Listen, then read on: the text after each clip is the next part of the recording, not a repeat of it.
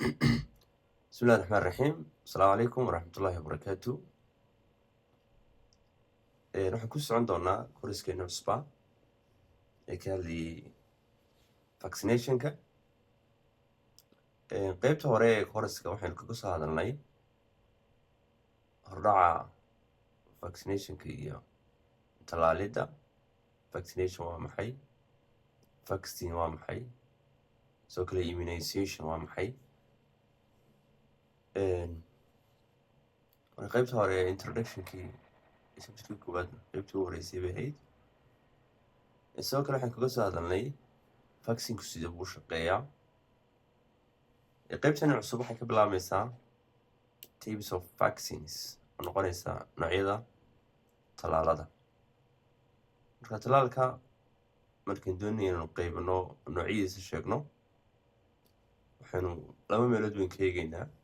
labada meelood aan ka eegaynaa waxa weeyaan mar waxaan eegaynaa tallaalkani muxuu ka kooban yahay, yacni compositionka tallaalkani waa maxay, muxuu ka kooban yahay. marna waxaan ka eegaynaa qaabkii u carinaya difaaca jirka. marka vaccineska markaynu qaybinayno categorizing waynu gurubeynaynaa based on inagoo ku saleynaynaa their composition wuxuu ka kooban yahay. waynu jeedno ma tallaal noolba, mid dhintayba, ma qayb yaroo tallaalkii ka midaba, ama suntiisa baa lasoo qaaday compositionkiisa. sidoo kale waxaan eegaynaa method of inducing immunity, habka difaaca jirka uu induce garanayo, yani waqtiga uu qaadanayo inducingkiisu ma long term ba, ma short term ba, ma booster doses buu u baahan yahay qofka dhowr jeer in tallaalkii lagu celiyo u baahan yahay, mise hal mar oo keliya qofka tallaalka u qaadan karaa. marka typeska ka koowaad waxaan odhanaynaa live attenuated vaccines baa la baan leenahay. live attenuated vaccinku waa tallaal jeermiskii ama viruska ama bacteria qofka lagu mudayey uu nool yahay laakiin la daciifiyey oo la dhufaanay. live attenuated vaccine sida cadiga hore waxaan soo sheegnay tallaalku marka qofka la siinayo ama la procedureka nidaamka tallaalidda la marayo qofkan jeermiska lagu mudo. marka jeermiskii marka la mudayey uu nool yahay laakiin waa daciif oo weakened weeye.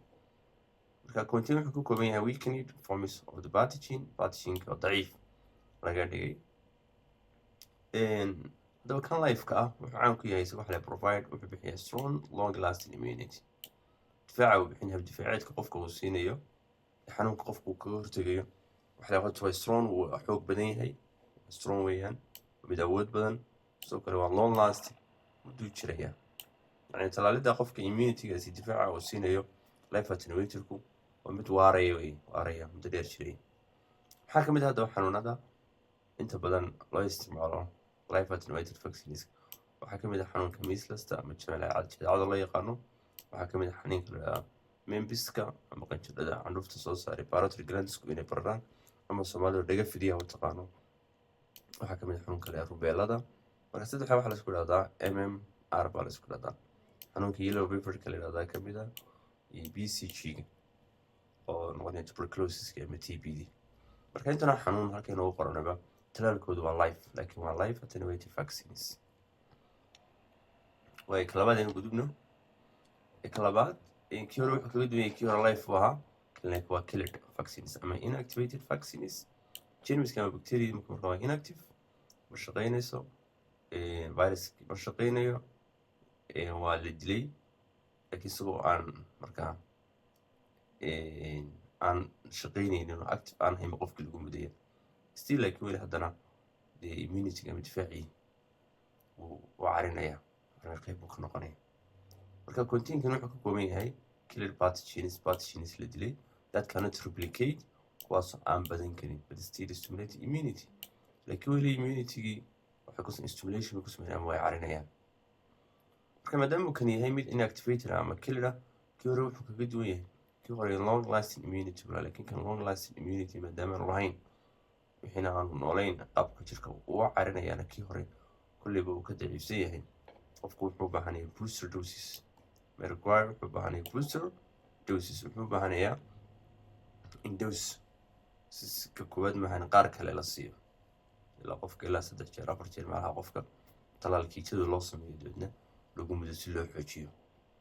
waxaa ka mid ah hepatitis A ka mid ah, polioda ka mid ah, rabieska ka mid ah, kuwaasi waxaa leedaha waa inactivated ama waa killed vaccines.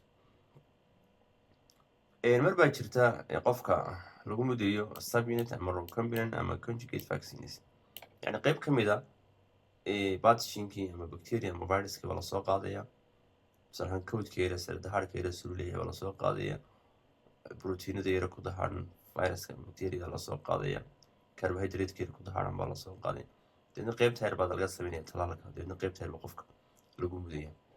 marka kan waa maxay use only parts of the pathogen kelikan wuxuu isticmaalayaa qaybo ka mid a pathogenka, tusaale ahaan proteinada ama sugarisku carbohydrateska ayuu isticmaalaya. marka loo eego kii lifeka ah kani wuu ka siibsirsan yahay safer than life vaccines, oo wuxuu kaga siibsan yahay kaas waxaa suurtagal mar qaarkood lifeka ah in mararka qaarkood dadka immunocompromisedka ama difaaca jirkoodu uu hooseeyo xanuun caadiga ku keeno, sababta maadaama qofkii difaaciisa jirku hooseeyo jermiskii lagu mudayna uu nool yahay, waxay keenaysaa in qofka difaaciisi uu ka faa'iidaysto difaaciisa hoos u dhacay ama difaaciisa hooseeya. saa daraadeed kan inta badan subunitka maadaama uu safer yahay inta badan wuxuu ku habboon yahay immunocompromised individuals, dadka shakhsiyaadka difaacoodu uu hooseeyo ayaa loo isticmaalaya. isaga hepatitis B-ga ayaa loo isticmaalaya immune papillomaviruska, pneumococcal-ka ama meningococcal vaccines ayaa isaga lagu daweynaya, yacni lagaga hortagaya maadaama talaalku ka hortag uu ahaa. marka subunitkana kaasuu noqonayaa, waxaana qayb ka mid a la isticmaalayaa wixii ka yimi antigenka ama bacteria ama viruska. waxaanu sheegnay in safer yahay marka loo eego life vaccineski, waxaanu sheegnay inuu ku habboon yahay dadka immunocompromised individualska. tusaalayaashana waa kuwa xaggoosana ugu qor.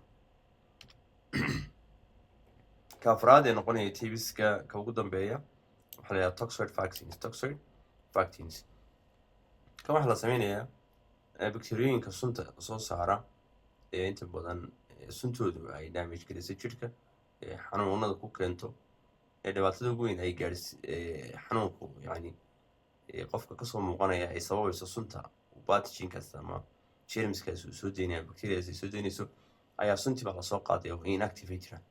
sunta inactivatedka marka lasoo qaado deetna qofkii baa lagu mudanya, qofki marka deedna lagu mudo markaasaa immunityga marka laga carinaya laga stimulate garanaya, si hadhowto suntaasi hadhowto markay jirka soo gasho difkii uu jirkii daba uga haysto, yani xasuus uga haysto, difaac uu ka samaystay, dabeetna wixii lagula dagaalamayna markaas ay u diyaar yihiin jirka, deedna markiiba suntii jirka laga saaro hadhowto talaalka kadib.